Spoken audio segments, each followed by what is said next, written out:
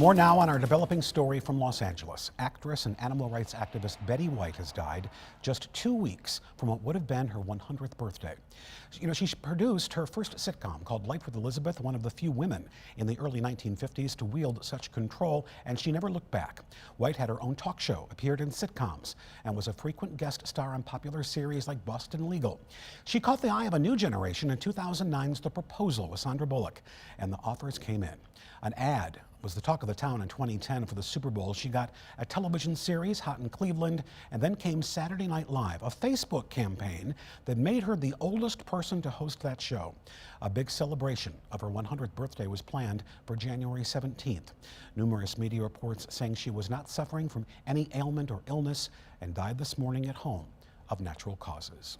And reaction has been swift as words spread about her death, many taking to Twitter to offer their condolences. Actor Ryan Reynolds tweeting, quote, "The world looks different now.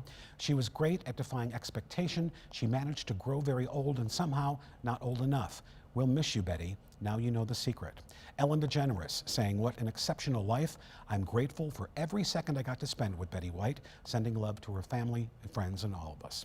And the U.S. Army sending love. We're saddened by the passing of Betty White. Not only was she an amazing actress, but she also served during World War II as a member of the American Women's Voluntary Service, a true legend on and off camera. And President Joe Biden late this afternoon tweeting that Betty White brought a smile to the lips of generations of Americans. She's a cultural icon who will be sorely missed. Jill and I are thinking of her family and all those who loved her this New Year's Eve. And coming up at 6, we'll look back at Betty White's appearance at Laugh Fest here in Grand Rapids. Well, Ryan Seacrest and friends will ring in the new year from Times Square in New York City, once again with Dick Clark's New Year's Rockin' Eve with Ryan Seacrest. Sandy Kenyon gives us a preview of what to expect. After last year's low-key celebration, New Year's Rockin' Eve this time will be, if not a full return to normal, then a move back in the right direction.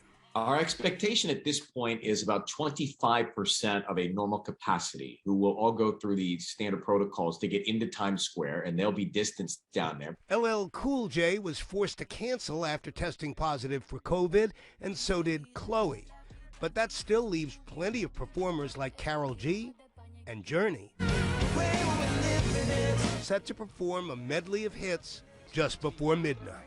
We're vaccinated, we're getting our tests regularly, and we're keeping distance and separation, but we're going to put on a big show for hours and hours live from Times Square. Ryan Seacrest is joined by internet sensation Liza Koshy. Does the Omicron variant and some of the precautions necessary, does it add an extra layer of tension or not? Not at all. When you're working with professionals like Ryan and the wonderful family that comes with this entire production, no, not at all. The show features a countdown in Spanish for the first time, celebrates its 50th anniversary, and remembers the man who thought up the idea. Dick Clark reporting from Times Square on New Year's Rockin' Eve. The late Dick Clark was Ryan's mentor. I do every year, Sandy, just before we go on the air, sort of have a moment with myself where I think about his influence on me. To every viewer, he seemed like a friend. And so it is with Ryan. Ryan Seacrest and Dick Clark, they're the ones who raised me to have this New Year's energy all year round. The idea here is to turn the page and get ready for a new start. It looks like it's a challenging beginning of 2022, but hopefully we will have 1 million people back in Times Square next year. Sandy Kenyon, ABC News, New York.